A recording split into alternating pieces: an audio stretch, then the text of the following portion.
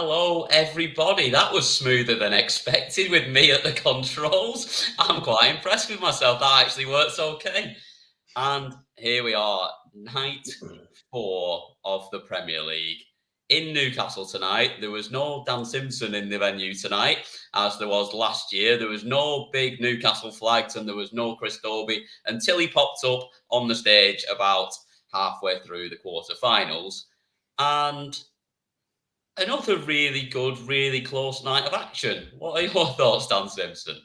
Yeah, well, I suppose my first thoughts is that the night was Dan Simpson free. It was a Dan Simpson free night in Newcastle. Being completely honest, I should and could have been there tonight. There was a ticket with my name on it. However, as you know very well, Mr. McFarlane, next week I will be at the Premier League in Exeter, followed by a few nights away for the United Kingdom Open. So an extra night out for the darts was probably a little bit more than Mrs. S could tolerate in this time of the year. Saving yourself and making sure that you've still got a pass for next week. And I imagine, knowing you as I do, Mr. Simpson, probably saved a few pints of beer up in the old arena in Newcastle.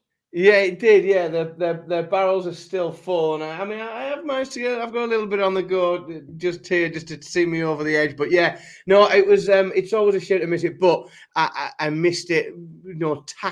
Tactically, knowing that I've got some very, very entertaining trips watching darts, very, very close on the horizon.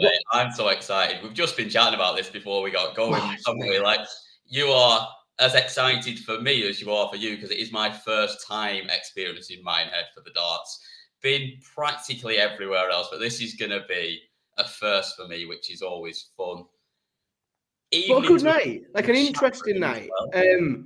I think, it's and I'll probably leave quoting Mr. Eaton to you, but it sort of did everything that we expected without too many surprises. Little glimpses here and there that we'll maybe come on to. We maybe had a surprise finalist to many people, based on recent form and what people's predictions were that we share. I think as a team, it was our worst week in history of predictions tonight. Yes. We also got the right winner, but I think that was about it. And there was one. Give Liam a shout out in case he's watching. There was one correct score between the lot of us in there. Yeah, a really poor do. But I mean, we did see glimpses, as I say. We did see Aspinall do a little bit tonight for the first time this campaign. And we did also see, I know we'll talk about it in a bit more detail in a minute, but we saw a bit of vintage Peter Wright. Not quite enough, but there were certainly legs and stints of that game that we saw him in tonight, where he looked like, the Peter Wright of old. So there was some really positive. I'm very pleased to see his choice of outfit tonight, and him and Gezi as well. I was very pleased to see the black and white in there. I was surprised who we've seen with a couple of his last weeks with the different coloured snake on there. I'm surprised he didn't throw some in there, but I suppose it's difficult to get black and white into the snake, I suppose. But yeah, it was good choices from both of them, and yeah, I think pretty good night. I think we'll get into it. But yeah, like I say, couple in the chat room, just to say hello to Matthew, evening. Rob, yeah, shocked as ever that Dan wasn't there. Giving a little spoiler on the on the result there, if anyone's not seen it, but why are you watching us if you've not been watching the darts? 6-0 whitewash to Dobie, and then comes out and does what he does tonight. Rebel Country there, hello in the chat room as well. Barry Fitzpatrick, he knows what's in. He knows the score. He knows the crack, does Barry, doesn't he? On, and Preston as well. Great to have you on. So, I think let's get started. Michael Smith against Nathan Aspinall. Scrappy, I think, is the only way to describe this game. It wasn't vintage from either of them by any account. But was this the game that Nathan Aspinall needed? Just that one where he could fight and scrap his way through and get his first points on the board in this Premier League. Definitely, and I think you are gonna when you start with it without knowing the result. When somebody starts by telling you it's a short form game that was really scrappy, then you find out Nathan Aspinall was in that game and asks you for a pick, you will think, yeah, this is exactly. But I think you're right on a two front, and it's exactly what he needed, I think, to get this campaign underway and up and moving. And we'll talk about the rest of the night later on. But I definitely think that what Nathan needed 100%, and we talked about it over the last week or two, that he needed a scrappy game that he come through. No, so both of them broke the other twice through the course of this. By the end of the game, we ended up back on throw, but there was 2 breaks for each player. So the pendulum swung backwards and forwards through the middle of this game. By the time we'd got to 3-3, that settled a bit, and really from 3-3 onwards, the game stayed on throw, and Nathan was just able to do enough. In terms of the stats, and I don't like to just keep pointing at stats every time because there's a lot more to certainly Premier League games than that. Really even. 180s were level, 140s were level. There was a couple different in the ton pluses, and the checkouts were virtually the same percentage wise. 27 plays 25%. Michael Smith averaged considerably better than Nathan Aspinall, but it's we'll come to our Dutch friend later on. He did the right things at the right time. He won key legs, and he fought for those breaks and to get those breaks back and to keep that match on throw. And then he was just able to keep Smith at arm's length. I don't think Smith really had a stinker. His doubling could have been better. We'd probably expect better doubling from him. And we know that a 95 average isn't Michael Smith at his best.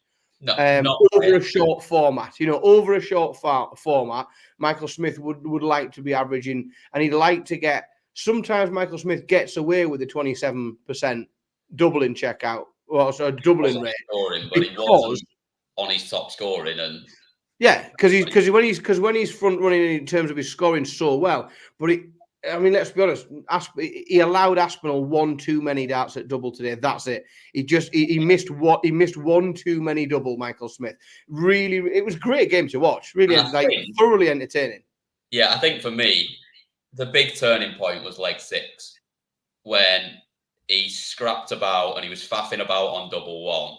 Michael Smith to go 4-2 up after he'd broken ass with the leg before. Had that chance, missed double one. I think 4 or 5 times, possibly even more than that. Yeah, I think 4 or 5 on double one itself, at least. He threw 3 outside the top of the board, where he threw one just above, and you thought, sit one underneath that, perfect. And he went higher and then threw one in the middle of the 2. That was, I think, if he goes 4-2 up there, I think we're talking about Nathan Aspinall still being on no points. Yeah, I tend to agree, and we are going to come to it in a bit, but Nathan Aspinall, key to note, going into tonight, like you said there, was on no points. That, I think, has now piled further pressure on elsewhere, because when there's 8 of you, but there's a couple of you not doing well, when there's a couple of you. And what it does, we talked a little bit last week about the maths and how we've had a number of different people making finals and winning. And what it does is it makes that middle pack bigger. And it allows people to really only be a decent runaway from clawing their way back into it. When one of those people on 0 points then puts a bit of a run together, it really starts to push the pressure and starts to really highlight players that aren't quite keeping pace with everybody else. Yeah, exactly that. And all you've got to do is you've got to pick up points at this stage. You've got to keep it ticking over. And if you have a couple of weeks where you don't, and someone, someone below you gets on a little bit of a run, those spots that are there, which, let's be honest, are looking like there's only 3 of them at the moment as well, those spots become a little smaller speck in the distance, and you're thinking, can we actually Can I even get there, or is my tournament over at this point? Oh, make no mistake, there are only 3 spots available up for grabs in this tournament. I was trying not to completely give the result away before we get to it, but there's only 3 spots available because let's do it. Should we do it now? Give Jarlath a shout out now since he's not here. As he always says, in the Premier League, 8 men come and throw darts at a board, but Michael Van Gerwen always wins because that's the way it works. So there you go. There's your result. There's your spoiler for everyone that's watching, if you haven't seen it already. Second game, Rob Cross against Luke Humphries. Slow start from Luke in this, I thought, whereas Cross started okay. Yeah, and again, going a little bit, and then sort of threw it away a little bit at the end when you thought he sort of, with 3 legs to try and wrap it up, you fancied him to get it done. Was it the start that hurt him more than the end? I'm not so sure, because I mean, going 2 down in the Premier League, like, it's never ideal, but there's a long way to go. And Luke Humphries is a player that with gears, and we know, and he moved through those gears really fast tonight. He lost that. Smith came out, Cross came out, held his throw, then took that break, and 2-0, you sort of thought, yeah, it's still all to play for, and it is in all of these games at 2-0, it's all to play for. But then Humphries rattling off 4 on the spin, and at 4-2, like, I didn't see any other scenario other than maybe a 6-3. Cross might hold one at some point between now and the end. But the way that Humphries moved through the gears, you just thought, well, he can only be putting it to bed. And then, Cross finally picks one up. It's a hold, and you think, well, yeah, fair enough. Like, that's exactly what I expected. Humphries wins again. I think, this is good. Exactly what I planned. And then all of a sudden at the end, Cross pulls together 3 on the spin. There's only 1 break in that and gets the match, because again, winning the ball is very important over very short form darts, and being able to come out and throw first, as Rob Cross did, meant that 4 on the spin from Humphries, and Cross already having had that break, it just meant he was 1 break down at that point. Even after losing 4 on the spin, he was only 1 break down. But I think Humphries was absolutely incredible for huge parts of this game. And Rob Cross deserves massive credit for staying with him. But we've seen what Bobby does, isn't it? It's just what he does. He's becoming the comeback thing, isn't he? He doesn't know that he's beaten. We saw some unbelievable scenes at the Palace from Rob Cross coming back to beat Chris Dobey.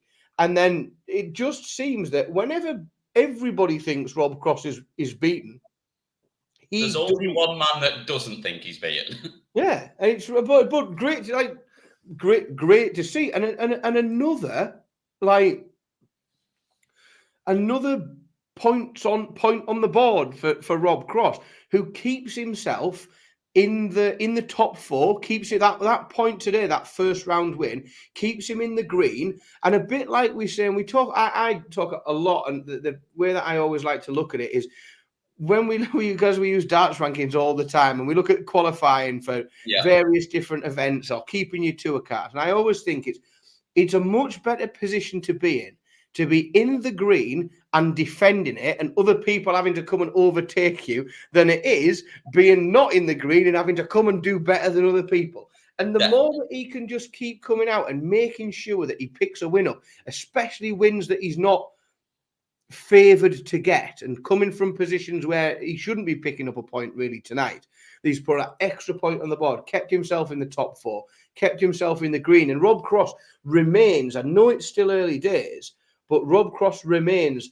very, very much in the picture for a spot at finals night, having not yet made a final this year.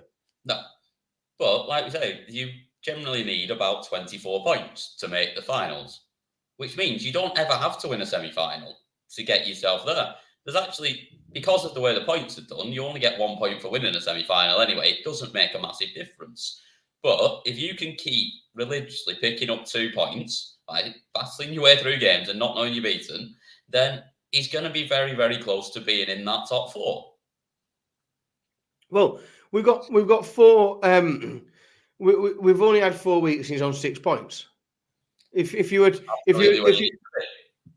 if you look at his average, he's averaging 1.75 points per week, isn't he? You do that over the course of the tournament, you'd probably be all right. You'd probably get there. You'll be pretty close, and at some point he is going to make a final and probably win a week as well. So precisely, then you've got 5 points that week; it tops you up. So yeah, I think it was good from him, and as if by magic, we've got a little bit of Rob Cross to play as well. Good news. I know. Magic, isn't it? Let's have a listen to what he said to Phil Bars after he was done. Well, look, I suppose, Michael seemed to, I think last year he pulled away a bit, didn't he? Yeah. He's got an habit of doing that, and he gets the results. He was brilliant again tonight. He just sort of gets away with it here and there and all. So, good luck to him. I can't really focus on Michael because I have to focus on myself. But, once I get my head down and I get my game out, I'm so far from 100 average at the minute. I'm like that. All my timing's a little bit wrong, But it will come and it will settle. That's what I would say. That says even more, doesn't it? The fact that we're saying he's in where he needs to be. He's got 6 points already, and he knows he's nowhere near it yet. Yeah, and he seems fair. I mean, and to be fair, Rob Cross always seems very laid back and very relaxed, and he's often, I think, he's really good to watch being interviewed because he's quite insightful. He's very honest and quite open, and he does have quite a laid back view. If he says anything about him. Yeah, but he seems, he obviously seems to think that there's a bit more in there, and like I say, when you're in the green and you are in the top 4, but you have got a bit in there, and you think there's a bit more to come. He is going to make a final at some point. He's going to win a night at some point. It'll come together. He's in a really strong position, Rob Cross, at the minute, I think. Yeah, I agree. Third game of the night was possibly the best game we had on the night, I think.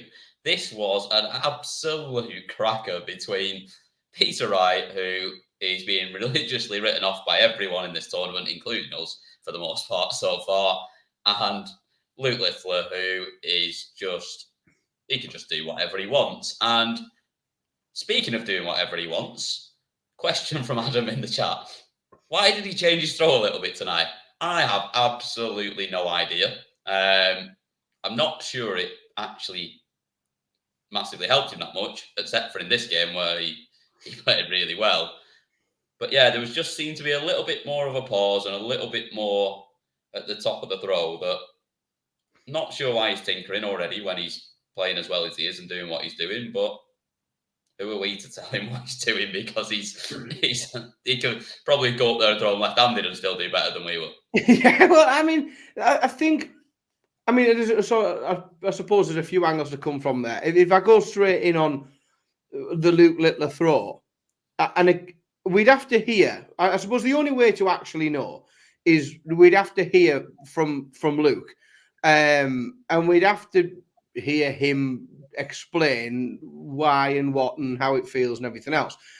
My gut observation on it, and it's just a gut and it's a gut feeling, is more so than many other professional dart players, Luke Littler his throw is incredibly natural. There's very little manufactured about Luke Littler's throw. If you watch video of him it's Michael Smith-like, isn't it? It's just there's not a lot of thought in it. You wouldn't think. If you watch a video of him throwing darts, as a tiny little boy, the age of my kids, there's very little change in his throw between sort of now and then.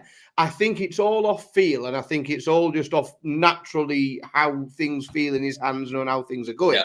Rob's backing you up on that as well. That he just I don't think it's particularly conscious. I do not think, if I'm completely honest, that Luke has spent half a day on a practice board thinking, if I move my hand slightly this way. To be honest, he's about 30 minutes. I think he was on the Xbox for 4 hours. But I don't think it's something that he's really manufactured and thought, well, if I do this and if I do that and if I move my hand to here, then this will happen. I think it's just a bit natural and a bit feeling. I think sometimes he feels it a bit this way, and every now and again he feels it a bit the other way. It was, but sort of just to look at the game as a whole, lots of positives for Snakebite in this. I think Absolutely. Nell's saying We that all though as know well. how 95% of Planet Darts picked this game. We all sort of knew. And let's be honest, with that early break when Luke went 2 up and very, very nearly went 3 up, I was thinking 6-0. Yeah. Like Yeah, it looked midway halfway through through that that third third leg, leg. it didn't look anything else, did it? No, halfway through that third leg, I just thought 6-0. And then I changed my mind probably after each leg. I could not call it all the way through. And it was the best. We might have seen a better average here and there, and we might have seen him win games recently, which we have done on the Pro Tour over the last couple of weeks. That's the best I've seen Peter Wright play for a long time. Yeah. In terms of smoothness, comfortableness, how he just approached the hockey and how frustrated he didn't seem with what was going on, even when things weren't going his way. He looked very comfortable. And I hope he takes an awful lot from it. He's come out, he's averaged 103. He gave himself plenty of opportunities to probably do more in this game. Yeah. He just got littered in the end. And I was impressed with how straight he threw it as well, because that's what he has been struggling with a lot recently. But 6 180s in there just shows how straight he was throwing it and how much better it all looked from him, really. We're talking about Littler's throw earlier and about it not being manufactured, it just being natural. What was manufactured was the fishing celebration, which I am all for that. When he's throwing out the fishing celebration after the 170. More of that, please, from everybody.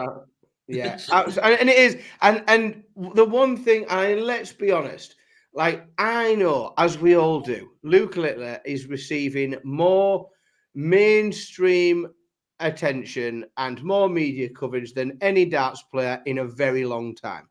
Yeah.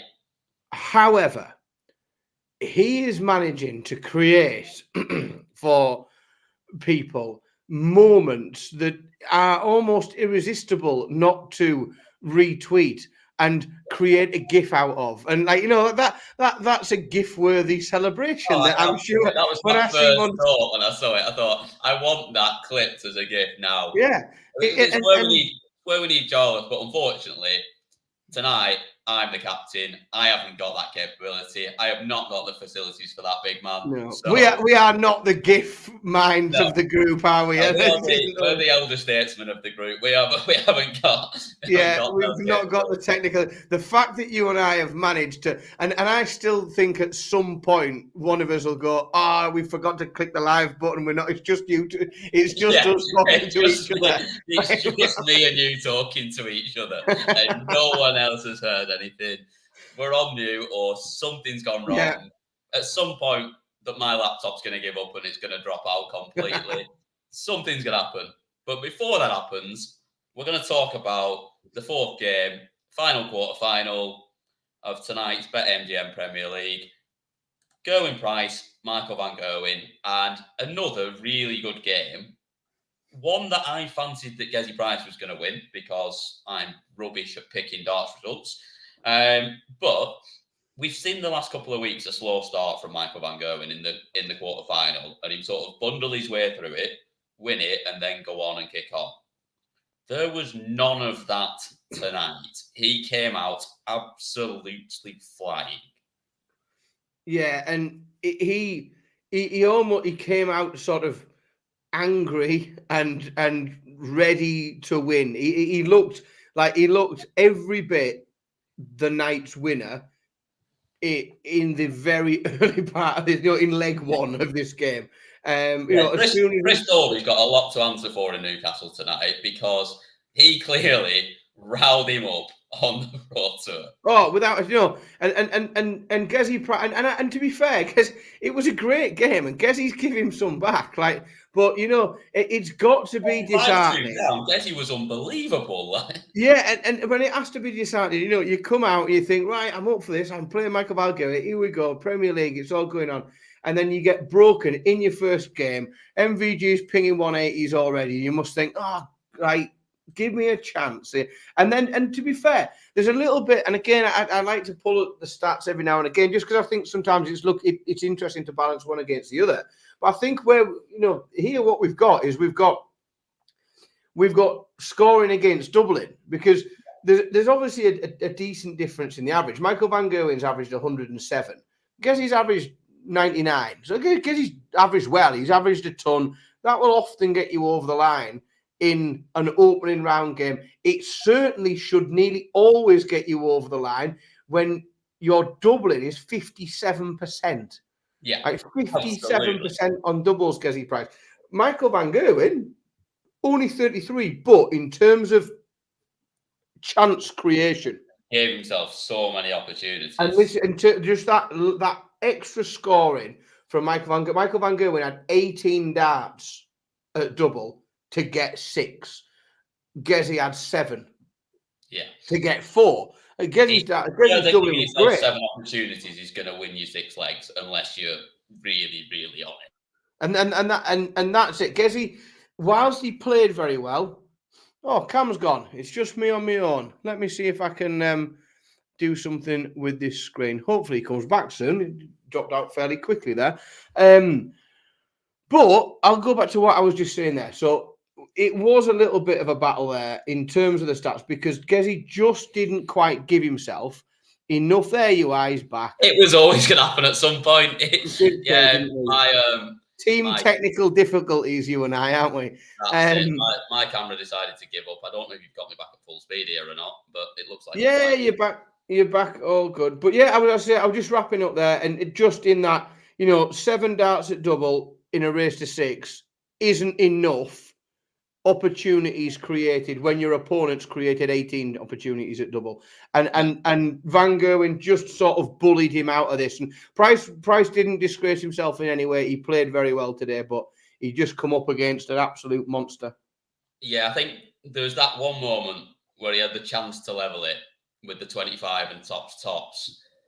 And he went really aggressive on it, which I liked, because he had to. He had to gamble on hitting that first tops, and he missed it slightly high, but it was a well-thrown dart. And I thought, if that goes, who knows what happens in that? It would have been 3 on the bounce. It gets interesting, doesn't it? He was playing well at that point. But yeah, really, really good game again. And then we're into the semi-finals, and Nathan Aspinall against Rob Cross. Sort of with the way they both played first time round, I think it was a bit, you probably fancy Cross just to outlast him maybe. But I thought this was really, really good from Aspinall in the semi-final. I thought he looked really solid and just sort of controlled it from the start pretty much. Yeah, as I said, 1 breaker throw in the whole game. That's all we saw here. Cross, again, importance of winning the ball. Cross came out, won his first game, held it, and then we had one breaker throw in the whole game. And it wasn't scrappy, which is unusual for him. We talked about scrappy games and Nathan Aspinall earlier on, but it wasn't scrappy. I think it was one of those rare games for Nathan, to be honest, where he just controlled the game.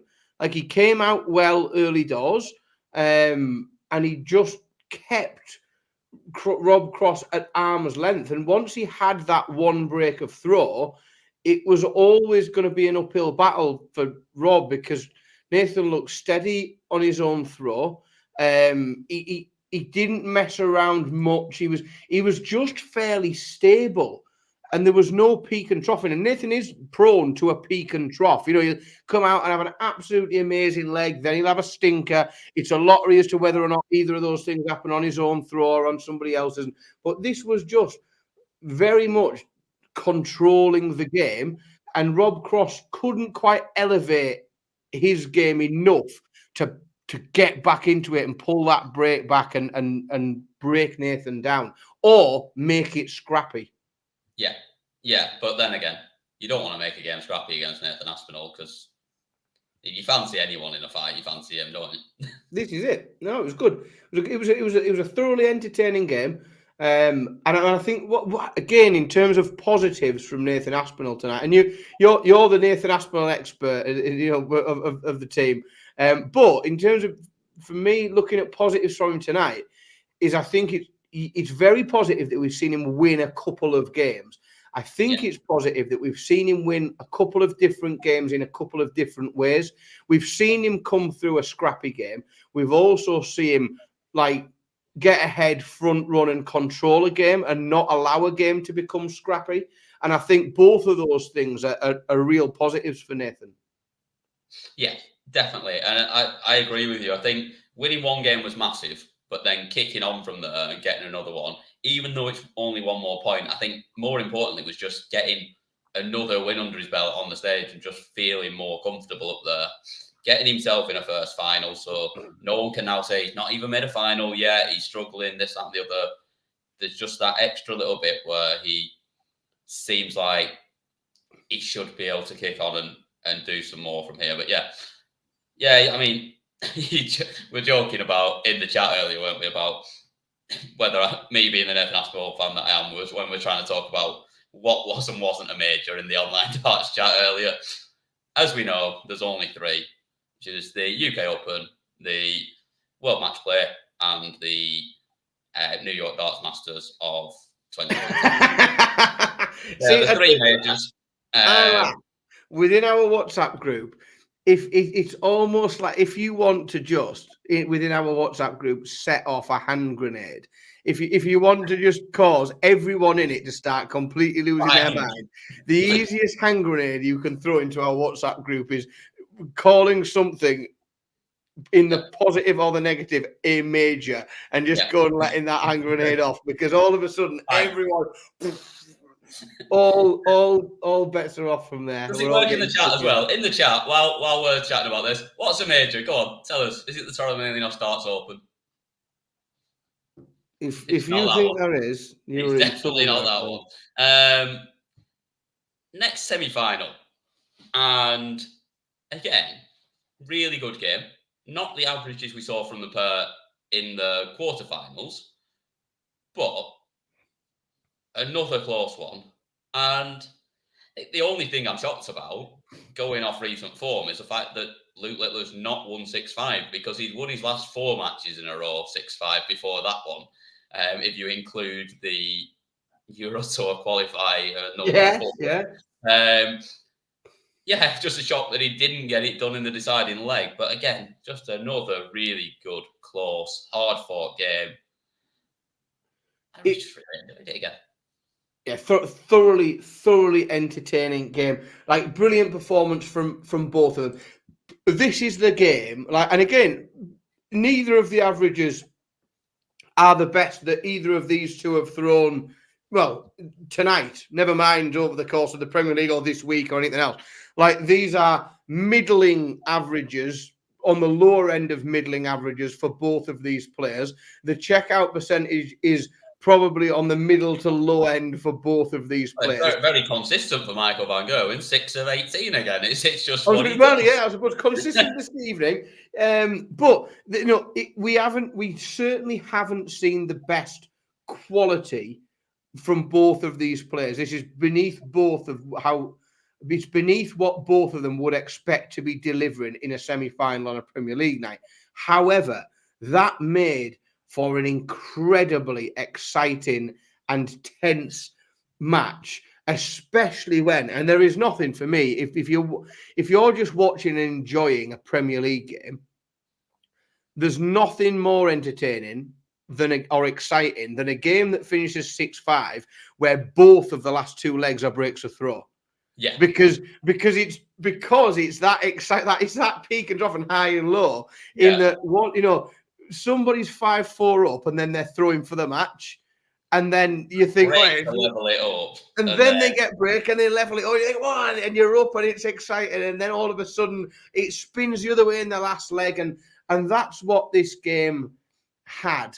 I'm sick to the back, like really sick of seeing news stories every time Luke Littler doesn't win a darts match. It's absolutely absurd, and it's never really been a thing ever before. At least he's making light of it, because there was the one the other day on the Pro Tour when he lost in the first round to James Wade, and it's the story. And he, on his Facebook, he quoted it, shared it, and said, "Oh well, that's all day it is there." Yeah, well, this is the thing, is that you find me any member of the top 10 in the last 10 years that hasn't lost 6-5 to Michael van Gerwen, averaging about 95. Yeah. It's just darts. It's being a professional darts player. This is what happens. This is what it is. Again, it wasn't the best from Luke in terms of, nor was it the best from Michael in terms of stats, averaging, doubling, etc. A thoroughly entertaining game. I think those who are already on with trying to get views on their social media shite for the fact that there wasn't a fist bump before the game, needs to just remove themselves from before the last leg, wasn't it? And I actually thought I loved it from Littler. And he didn't snub him. He didn't ignore him. He wasn't even looking at him. What he was doing was, he'd just broken to level it up, and he was just going through his... He was already at the hockey. It's one thing... prep to set himself up to do what he wanted to do. Correct. It's a very different thing.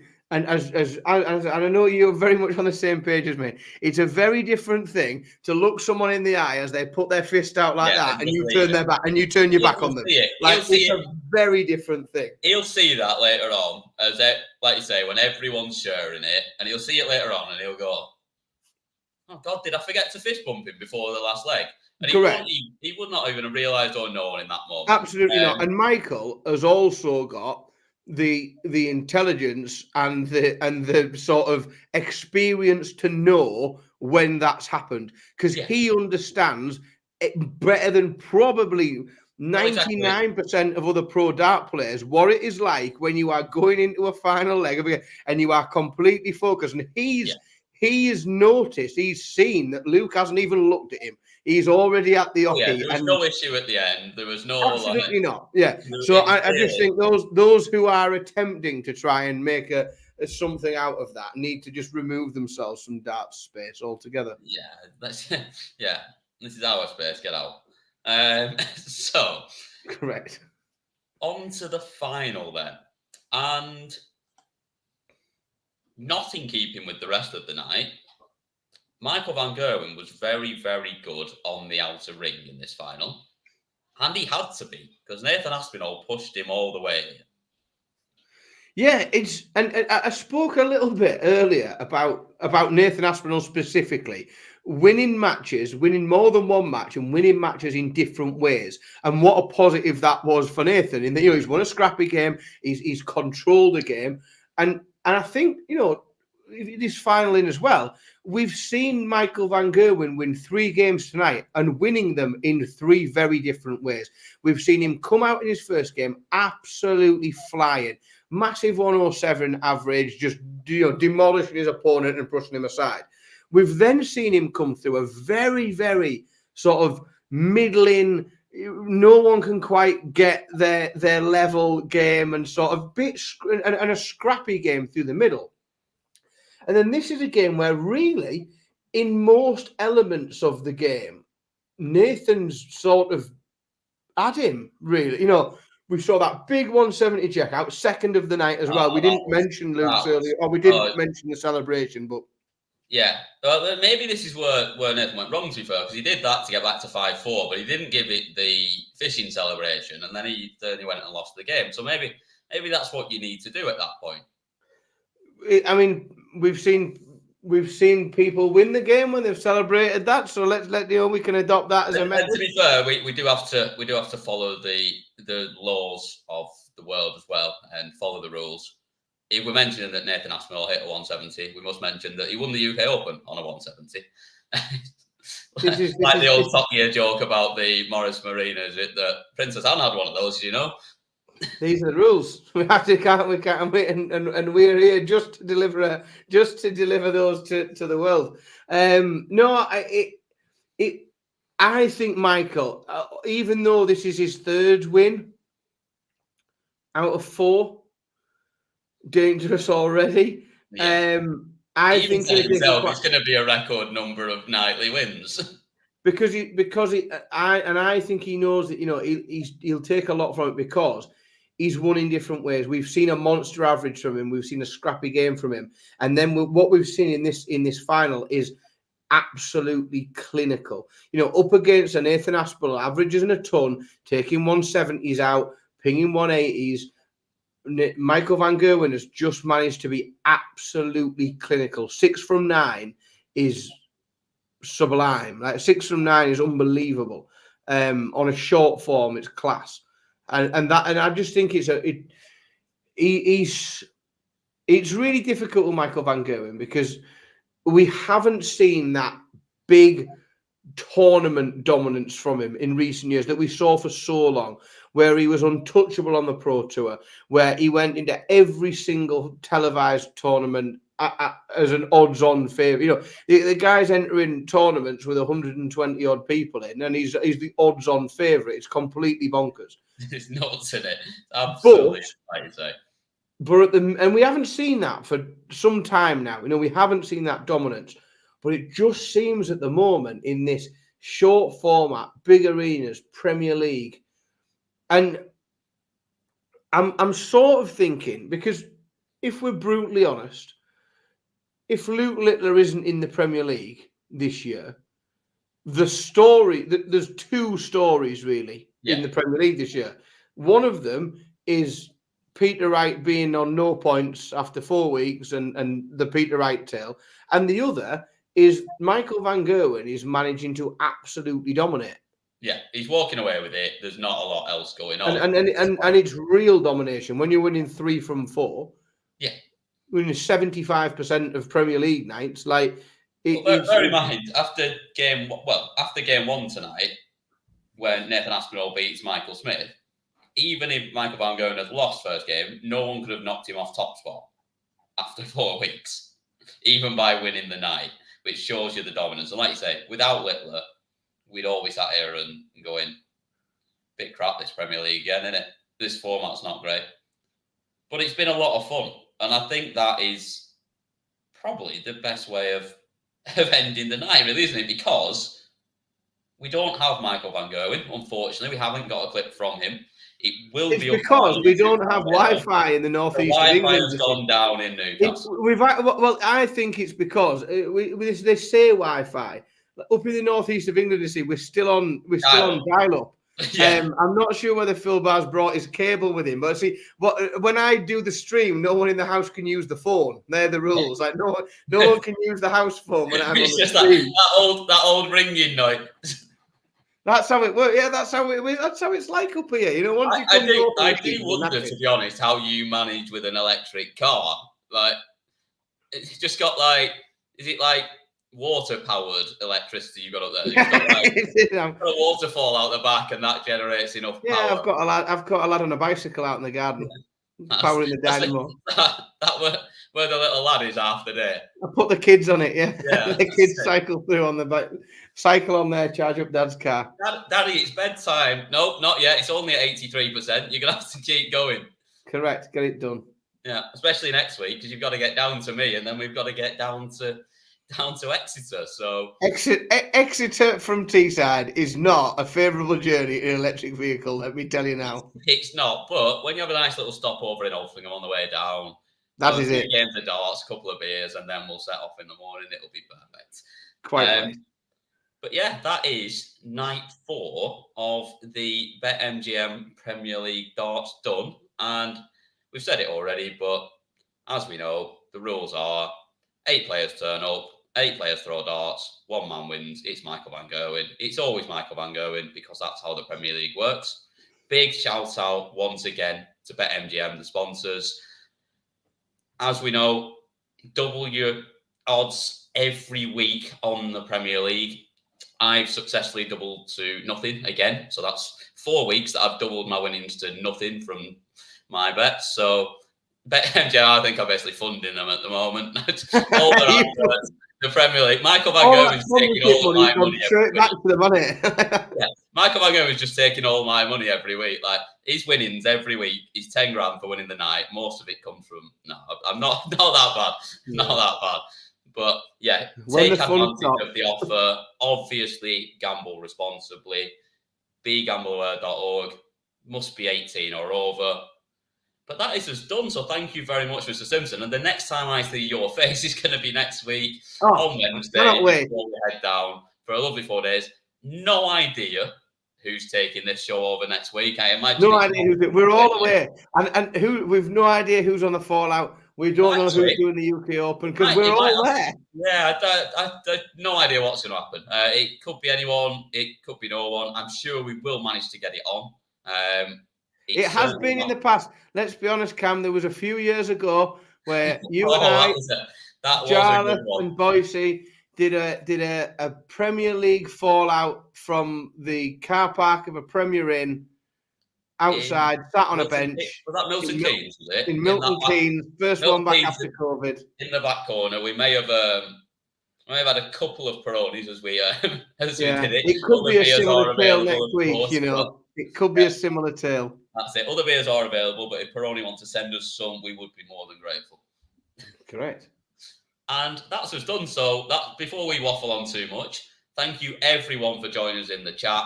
Lovely to have you all here. As always, you make this show. Without you lot, it'd just be me and Dan talking to each other. So thank you, everyone. And we will see you probably in 2 weeks' time, me and Dan. Good night. Good night.